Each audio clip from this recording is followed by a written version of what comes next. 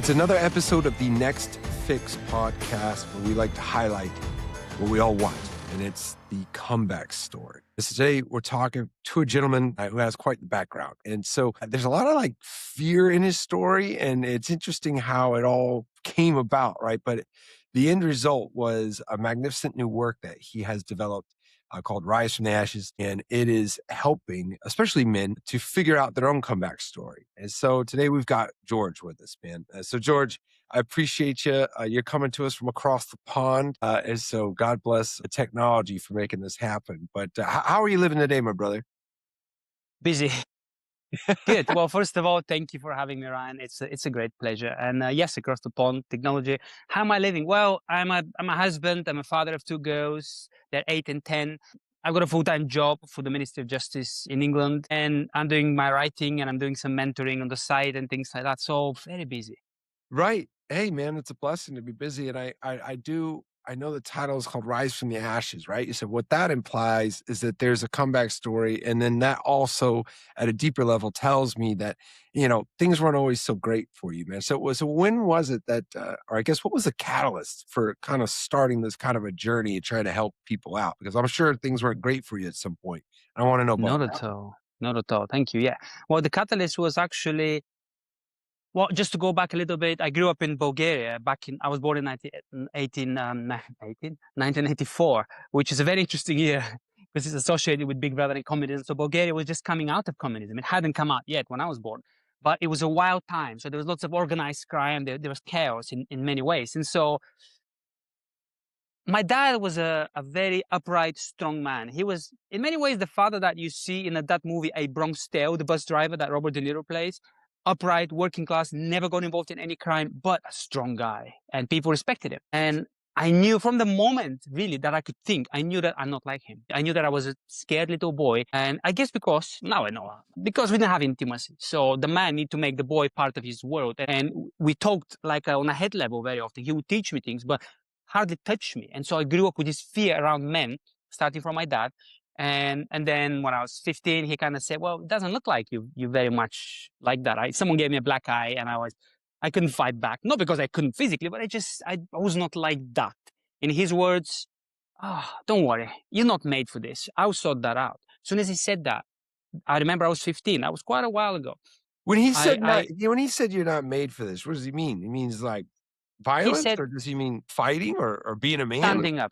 Standing up for yourself, because he always stood up for himself. He always would fight. He got expelled from 6 schools for defending others for the most part. He was in some ways had this deep sense of nobility. He wasn't a gangster. He wasn't a bully. And that's what made it so hard not to worship him in many ways. Right. Because he stood up for good. Now, if he was a bad guy, it would be easy to say, I don't want anything to do with him, but he was not. And that's what made it hard for me. And so I was 15 and he told the black guy, he said, listen, you shouldn't let them do that to you. Because once you step back, they will keep pushing. And this is your village. You can't let them do that. Go on and get them. Tomorrow, after tomorrow, get them one by one. I guess it was a good fatherly advice in some ways for a boy. A boy need to know how to be strong, to draw boundaries. But for me, I was already weak. I was feeling completely weak. When he said that, when he looked at me looking down, he said, don't worry, son. You're not made for this. I'll sort it out. He didn't mean to abuse me at all. But what happened is I took that as, you little worm, I wish you had died, speaking for myself, to myself. You stupid little crushed little boy, you're not a man, you're never going to be a man like him. You're never going to be able to look at people in the eyes and be strong. I wish I could just put a bullet in your head and move on. Literally, not literally, but in many ways, that's what I did. From the very next day, I started to lift weights. No, I didn't care about health. It was more like how I looked. It was out of self-hatred. You're playing the part. Try to cover it up, right? Yes, yeah. Cover up the wound. Instead of allowing the wound to be healed, covering up, okay, I will be someone that people would not see. People look at me, they will not see the little boy. Shaved my head. 5 years later, I was big, I had a shaved head, and I started getting in trouble. Really destructive. Not just stand up for myself. I still couldn't stand up for myself. That's the joke. I still couldn't be that strong, man. Appropriately, you're saying, yeah. Right. And so you're just you're kind of piling on a facade, right? And listen, man, I think anybody that does some real work on themselves could probably identify with that, because we all have that facade, but in different forms. For some people, it's the intellectual facade. For some people, it's the jokester, the know-it-all. For me, it was a bit of everything, but also mostly at that time in my teens was cover up, show myself big and strong, have a few drinks, have a line of coke, and go look for trouble. 10 guys, let them beat me up, but I'll grab one of them. Is it- It's like it's a wild checklist, brother. And I've had that checklist myself, right? Have a drink, do a line of cocaine, go get into some trouble, right? That sounds like pretty much every Tuesday that I had from my life. So you're doing this, and then you're probably in your early 20s or something like that, and then this is like, and this is, and you're in Bulgaria still, right? Like this is Yes, I still was in Bulgaria the environment working is working as a doorman because I couldn't be, again, I couldn't be a man like my dad. My dad would look down on jobs like that. I said, what are you, a thug? Go get a real job. My dad would get up every morning at 6 o'clock, smoke a cigarette, never drink any water, any coffee, nothing that makes him feel good, and go to work. And he worked, and thankfully he's retired now, but he's worked for as long as I've known him, for 25 years, the same place, bringing the money in, the same, never complaining. And me was like, I'm not getting up early. I'm gonna go to university. I'm gonna study just the minimum just to stay there, and I'm gonna party. And so I needed to get a job. What job would that be? In a nightclub, of course. Not even a real job, but more like, yeah. And I was taking drugs even when I was on the doors, being a bouncer, and even surrounded by these tough guys, these other bouncers. I felt fearful, so I needed a bit of drugs. I needed a little bit of alcohol, and I was chasing women and things like that. That was my main thing to make me feel alive, like loved, belonged. But the danger, I started exposing myself to danger. It wasn't about drawing appropriate boundaries, saying no to people. I still couldn't do that. It was more about, okay, who's going to go and be a driver for this mafia guy? I will. That kind of things. now okay. So you're mentioning like the drugs and the booze and a bit of the lifestyle. I mean, and clearly at this point you've done a lot of work, right? Like it's very clear that you've done a lot of, whether you're in therapy or you're just by your writing, coming across these realizations. But was there what element of all of that really drew you in? You've kind of mentioned danger. Is that like really what got you going? Was that what you became almost addicted to? There was a little element of that, but I was drawn by these tough men that I couldn't be like. Wow. Okay. But I had to act in front of them. I still couldn't be myself, but I was drawn to that danger. No, I'll prove them that I guess I'm going to prove my father that I'm worthy of being strong. And my father never wanted me to be around mafia, and he would call them scum like that. He would Right. say, these are not noble people. They're criminals. Do you want to be a criminal? But anyway, and thankfully, I never got arrested. I never, I've had some narrow escapes, with organized crime especially, but it was more like I only did it for a few years before I met the woman of my life, who is now my Right. wife. And Right. she was the catalyst. She was the catalyst. She almost like brought to my consciousness, actually, that's not what a man is. Because she was my age as well. We're born in Where the is same she? year. Where is she from? Is she from Bulgaria? You met her? Yeah, we met in university there. And she did not approve of my lifestyle. She said, okay, well, it works for you, but I wouldn't date a man like that because you're still being a boy. Is it And I isn't really that stuck with it. funny? Isn't that funny though? Like, because I agree with you, man. I think that what men think women want, right, is like Vin Diesel from, and it's like, it's not really what women want. And I'm not claiming to know what women want. I mean, even to this day, my wife would argue I have no idea. But like the idea, my point is that like, it's like, I know how to get the girl and I know how to save the day. And we start piling on all this BS, trying to be this fictitious character. There's this blessing. And so what's your wife's name? Maria. Maria shows up and she's like, "Hey, you idiot! That's not what it's about." And what I mean, it's a really great thing that was able to penetrate your Neanderthal mind. Yeah, yeah, So, pretty well, much. how did you start kind of changing things? I mean, you met her at university. Was it? I mean, was it? What did you cast all this stuff aside? Because your book is called "Rise from the Ashes." I guess what did the ashes kind of look like? Yeah, I mean, to be honest, I never lost that soft bit. I thought that was a curse because even when I was surrounded by those criminals, I tried to make myself to be one of them. I knew that, I'm just a fearful little boy inside. But that's also a blessing because my softness, my introverted mind, everything that was with me before kind of stayed with me, even though I was very wounded, very hurt, very abused by myself. And so I always thought, why am I like that? I want to be real. I want to be true. I want to be strong, but I'm not. So I always was agonizing. Why am I like that? And then, well, I said, I've never tried anything not to be like that, really. I just kept abusing myself. And so when we started dating, she basically said, well, she's been to the States, actually, lived all over the States for a while. Then she's been to Europe, to Greece, to Cyprus. And then she said, I'm not staying. I'm going to go back traveling again. Maybe this time you can join me. And I'm like, I hardly know her. But for the first time, she was the only woman that made me leave the pursuit of all other women. And for me, that was the source of life. The world of, I always got on with women. With women, I could take off my facade. I was more like, I could be that little boy because I was quite funny and I had the poetic side. And I'm like, women get me. But boys, man, I need to be more like them. So And that was the issue for you, is that like it was this perpetual pursuit of something you thought you weren't and needed to be, right? Because knowing what you're not is okay, right? There's certain things I think we're not, right? And the more that we understand, like, okay, well, that's just not for me for various reasons. So that was always that piece that you thought you were missing, right? Was being a man, right? And then, so I just think it's a real silver lining that a woman that you're still able to get along with women, but as one woman in particular, Maria, that was able to kind of like make you realize like, hey, being what you think is a man isn't even necessarily being a man, right? I mean, that's kind of the nature of like everything that you talk about these days, right? yeah, absolutely. Yeah. And so the catalyst was like, okay, well, I don't know her. How can I follow her, go abroad again? I mean, I've got a life here. I was driving an expensive car. It wasn't my car. I was on this big seaside holiday resort city where our university was. I stopped going to the university, but I was working for this guy who had many restaurants. And I didn't even have to do anything criminal, to be honest. By that point, that guy had moved on. I mean, he had associates, but he himself was not. And so I was like, he's giving me a place to live in. I just have to drive his car and just be with him every now and again. I was like, that's the life. I'm 24. This is the life. And I was getting good money as well. And then the disruption comes in. And that's always the call to adventure, like Joseph Campbell will say. The call to adventure comes in. Okay, are you going to stay where you think you're secure? Or are you going to follow your heart? And my heart was like, can I be someone true? And a few times I had to say no to stuff in myself that I wanted to act out on, just to see what it's like. Because I was living such a hedonistic lifestyle.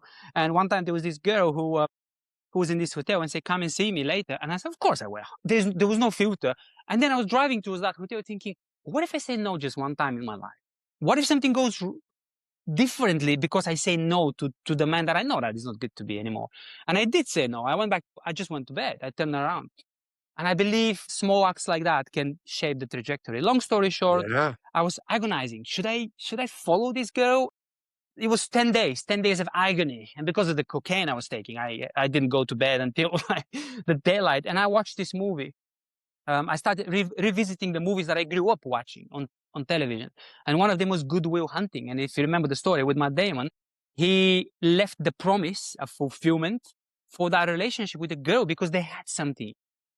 And I was like, wow, what if I do that? What if because I was thinking if I don't do it, maybe 20 years later, maybe I'll have money, maybe I'll have the life that I want, but part of me would really be regretful. So what if you had taken that chance? And long story short, hardly knowing one another, dating for just a month, we bought tickets for England. We said, let's go and travel Europe. We're going to live in Europe. And we came to England and we never left England. This was like 17 years ago. So the So catalyst wait, hold on was, a second. All right,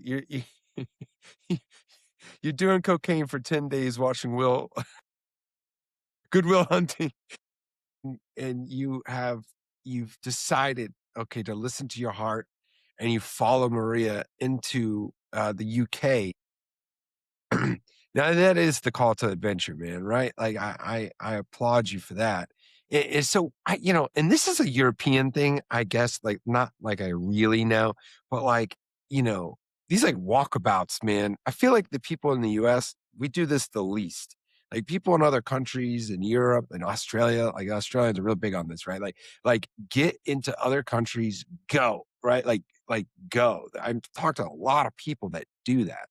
But how does that look, man? Like, so you go there to England with Maria. Like, how do you even set up shop? Now you have a family, right? Like, are you? That just to me is the purest of all calls to adventure because you show up. I don't think you have jobs, right? Like you're just like, all right, we're gonna just make it happen. Is that what it's all about?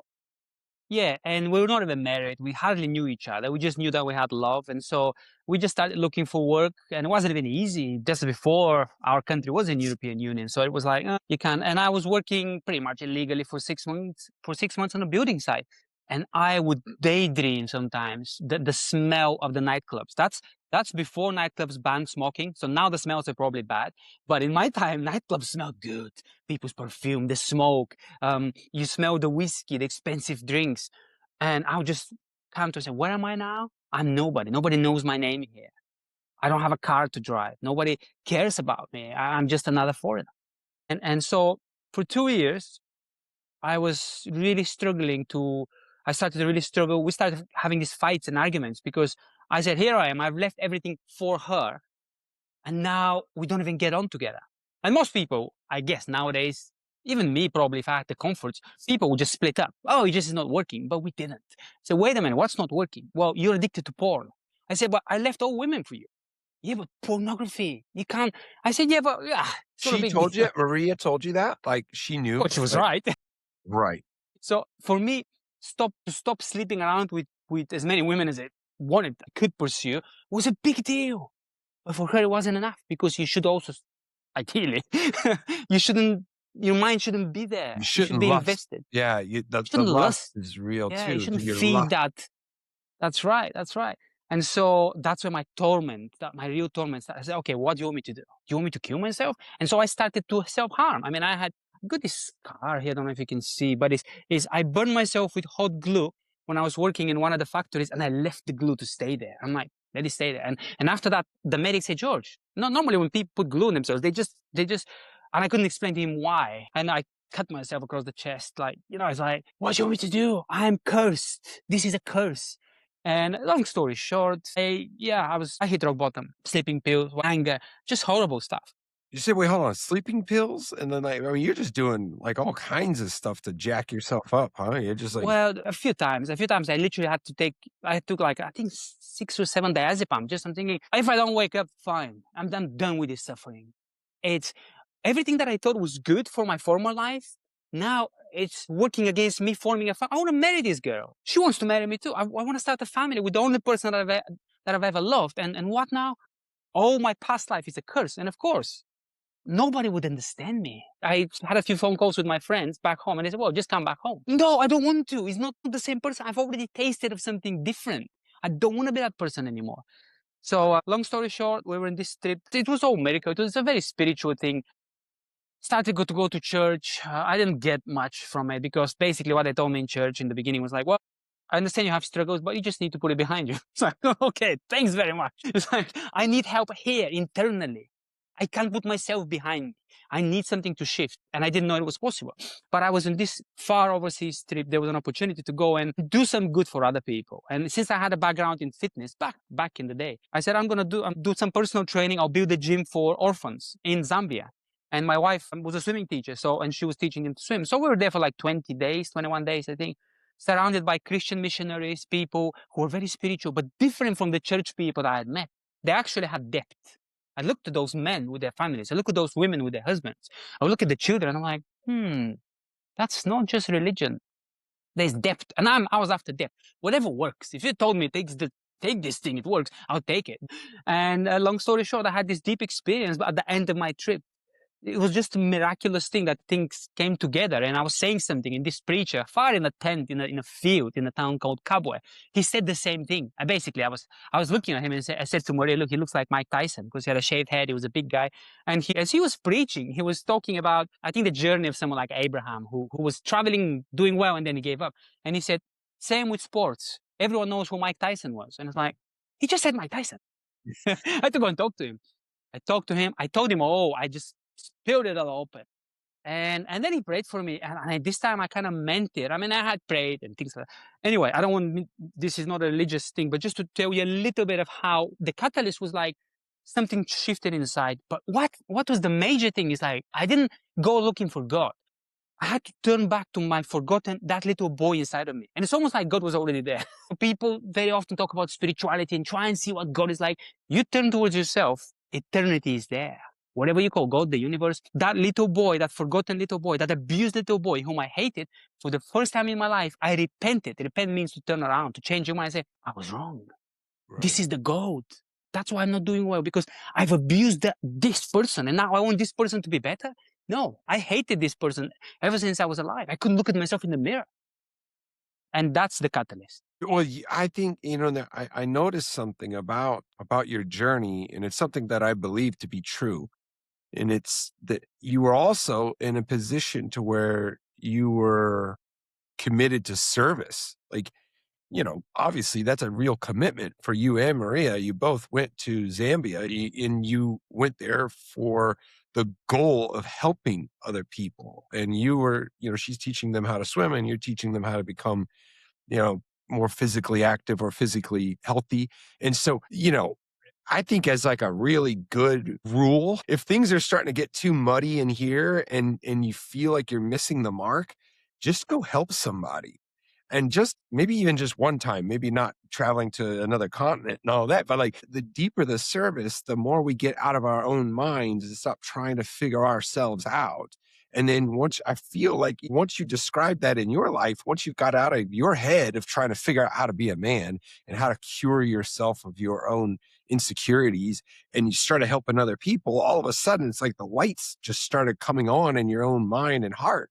And then, this looks like a big time, to your point, like the catalyst or the That was the change. catalyst. Yeah. Right. And to be honest, I thought I went to help other people. It was all for me.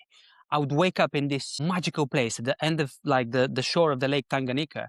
And I remember as a little boy, I would hear the sounds in my village because Bulgaria is still very wild. You hear owls, you hear jackals. It's beautiful. And I felt the same, like the inner child, the kingdom inside of me was calling to me. It wasn't anything outside. It was like, come back to who you used to be. That is where the gold is. And so for those 20 days, the love for nature came back. I would go out and see the crocodiles at night. And it was like, the magic exists. I left the magic long time ago. And so coming back to England, after having this new birth experience, the first thing I started to do, I started to Google all those animals that I used to study when I was a child. And every summer I'll go back to Bulgaria, I start becoming more and more childlike, even as I had this big body at the time. And people say, what is he doing, going with this camera in the woods and like going back fishing? But I came back to who I used to be. And I'm happy to report I'm still that person at 41, very much. And now I teach my children about those animals and things like that. That's not going away. And I used to hate that, the childishness. Okay. Yeah. So man, that's so much of your journey is like your perception of what you feel is like appropriate. And and you spoke about your father, and your father was very clear about that too. Like, don't be a criminal and don't be a scumbag, right? And he lived a life of nobility and service. And so, man, it is very, very cool how you've come this far and you have all these miniature epiphanies, and then there's all these sprinkled cocaine abuse and Yeah. ridiculous moments. But tell us a little bit about the book though. Like, you mentioned before we hit record, you were talking about how useful this is. And it seems like, you've really kind of figured out a way to communicate to somebody to help them. Like, what does that look like? Yeah, well, I'm a bit, as you've noticed already, a little bit long-winded, both in my writing. I'm quite philosophical, not really because I like to waste time, but because life is complex. And if I write a book, I can't just show one side of things. So I have other writings as well. But everything I've written, blog posts, even podcasts, videos, people have said, wow, that was very few people, narrow niche, have said that's very helpful. Most of them like, that's just a lot. That's a lot. And so a friend of mine said to me, well, why don't you just write like a short guide of something that's helped you? And because I used to work, just to preface that, and that is in the book. It's a tiny little book. Look at this. That's very much not like me. But I used to work in this place called the Phoenix Project with very vulnerable young people of risk of homelessness, drug abuse, traffic people, like the worst sort of situations that young people, 18 to 25, could have been through. And it was called the Phoenix Project that a friend of mine used to run and still runs, because that's where people come to rise from the ashes. We would help them get to independence. And I would train some of the young guys, do some boxing parts with them, talk to them about deep stuff. But I thought, I want to give them something practical that's not my depths, the spiritual stuff that I lean towards. And I wrote just like 4 pages, 5 pages guide, and I printed it out and I started giving it out to people.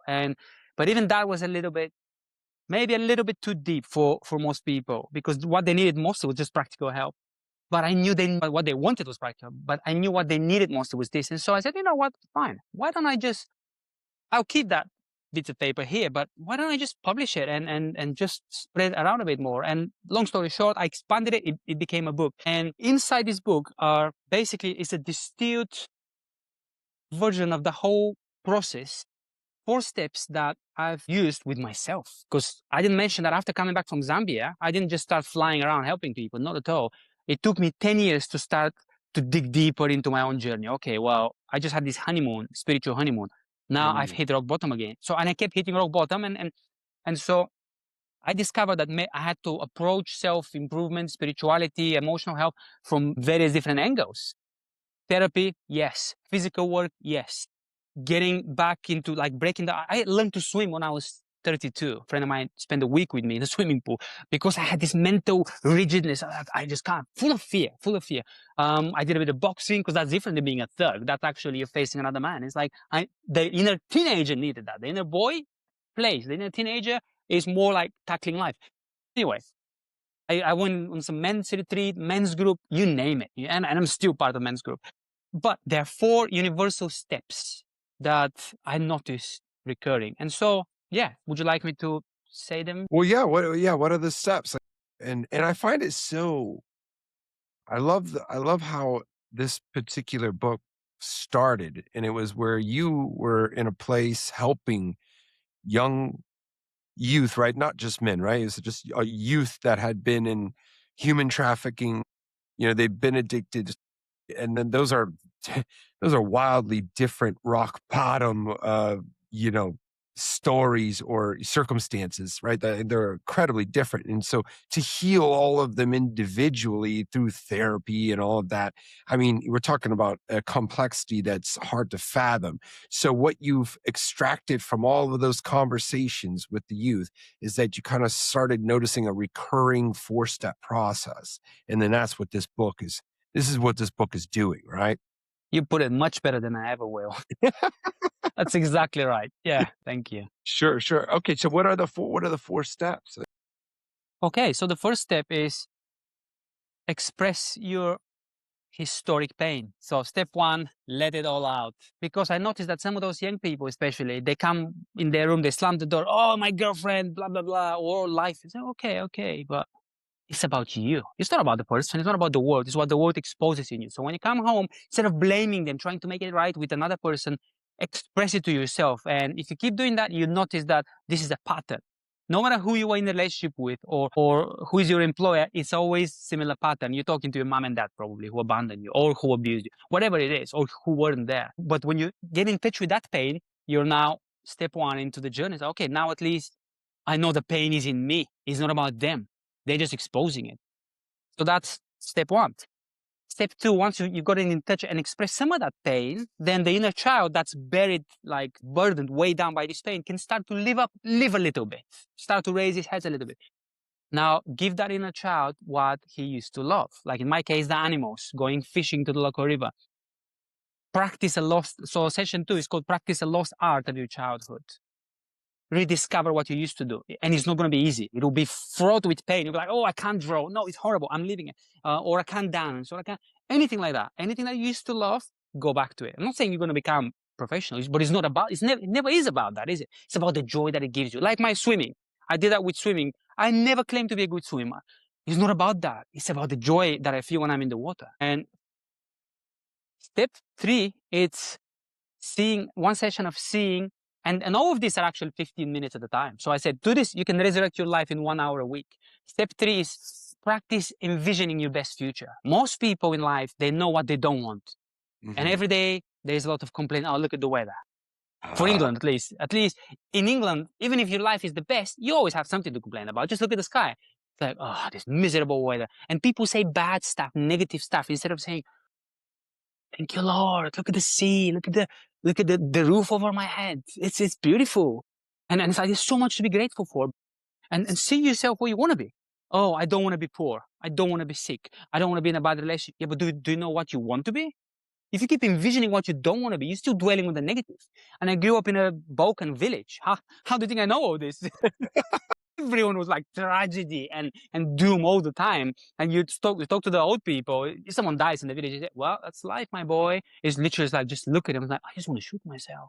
You really just the grace, like that's life. Life is suffering. It's like, wow. So long as you believe that, your life will be constant suffering because you ignore the 90% that's actually pretty good.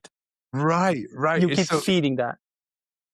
I love how you put I grew up in a Vulcan village, and I don't know what a Vulcan village is like. Balkan, in the Balkans. So I mean, what you're describing is like a fictitious like village that, the way that you're putting it is like, almost like medieval, right? Like almost like has a bit of a tragedy on silver lining to it, if you will. But man, we both have what is available to us, and that is the good circumstance and a bad circumstance. And that is undeniably true for everything that we go through. There's always a good and there's always a bad side of the circumstances that we go through, and we get to choose. That's the glory, right? We could choose to either look on the bright side of things or look towards the negative side of things. And when we start to lift our heads up and just kind of look a little bit higher than we were before, then I mean, I feel and I agree with you that that's the name of the game. You just start to do that. So as you're going through these steps, you're kind of building a practice to get this done daily, Yeah, right? yeah. And so step 3 is to kind of embody it. Imagine your best life. Imagine where Embody you it. want to be. And that's Sure. why I started to dress better. I used to go around just wearing sports clothes. I never could see myself in a jacket. No, that's not me. I said, wait a minute. Do you want this to be you? Of course I do. Well, what's stopping you? Mm. And so I started to imagine my best life. And step 4, the last step, is one step of faith into that future. And that's where many people get stuck. Like, you can imagine all you want, but I'm not facing that person. I'm not going to speak to that woman, or I'm not going to apply for that job. That's just not me. Well, it wasn't you before, but can you imagine it being you? If you can imagine it, go and do it. So these 4 steps: one session of emotional freedom, empty yourself from historic pain, then practice the lost art of your childhood, and then imagine your best future. And then the last one is take one step of faith into that future.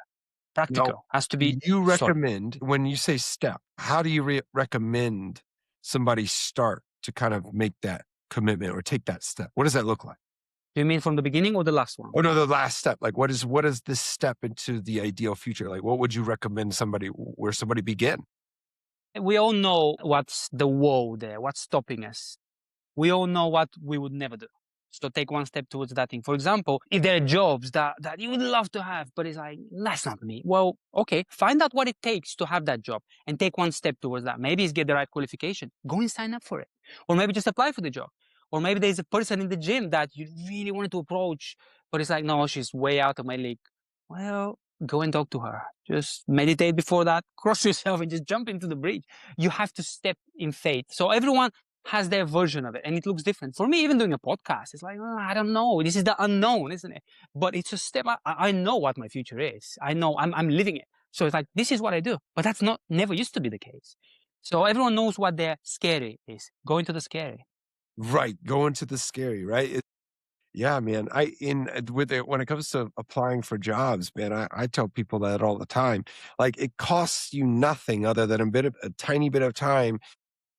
You know, there's an experience in shooting for the stars, and then if you do it enough, before you know it, like you'll start to find that just making that simple choice to take some small action, it adds up. If you just write the application and you don't ever get a call back, right? But if you do that 10 times, you do that 100 times, all of a sudden you got a call back. Then you get an interview and you sit down in the interview. Say you still don't get the job, but now you've interviewed for that position. So now the next time you apply, you're ready for that interview, and then you get a little bit better. And it's just wild. It's wildly undervalued how much value we get from making small, little scary commitments or small, scary actions that just adds up. And so we get too caught up in whether or not we actually got the job. Don't think about that too much, right? It's not about that. Shoot for the stars, and then you just do that enough, and you start to become that type of person who just tries, that you're out of your league. You're trying for something that you don't deserve, maybe because of your qualifications. But if you just do it enough, you'd be surprised at how all of a sudden you look around and you're like, oh my gosh, I've turned into that person. Yeah. I've become that person. That is awesome, man. That is awesome. And so do you still work with like some of those, some of the youth that's kind of been through those really tough situations? Are you still involved with that?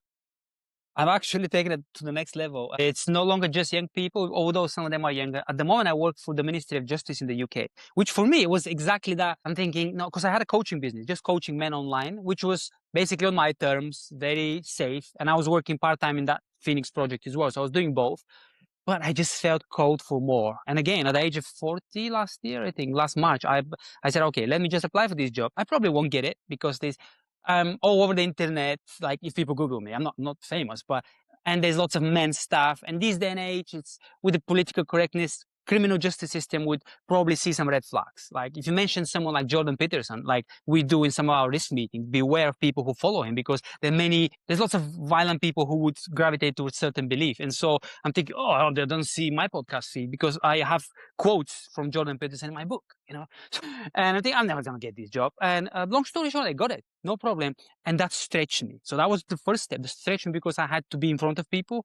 I'm recorded, all my sessions, all our sessions. So we run rehabilitation sessions for people, for two cohorts of men. One is domestic violence and general violence. The other one is sex offenders. So they're very different groups. It's still men, but again, it's frontline. It's in fact more frontline than before because everyone is in the justice system, unlike before. And so I'm doing a lot of that at the moment. Wow. Yeah, man. I'd hate to think that being a fan of Jordan Peterson is a crime because I would be screwed. I know. He's one of my favorite authors. Yeah, me too.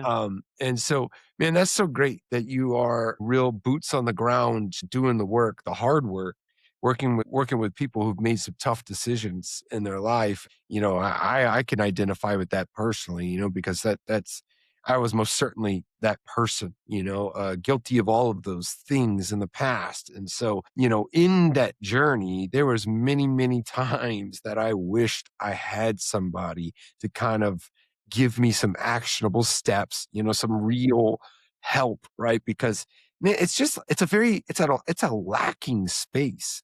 There isn't a lot of appropriate assistance. And then here in the States, I mean, when I say we, like it's become the norm to count on the government or some type of a program to kind of save you.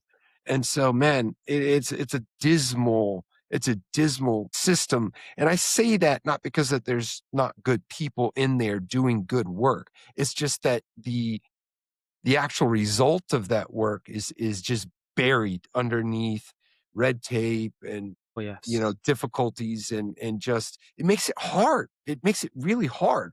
And so it takes somebody like yourself to have enough guts and break through that and start to really get down to the center of somebody and help them, right? And so, and you had mentioned this very earlier on when you were talking about, you had experience with religion, but when you were in Zambia, you were starting to see much more depth. That was the word that you had chosen, was depth. And so that's what I see in you, man. I see that there's a true depth to your work and what you're doing, especially with young men. And so, I really, really commend that, man.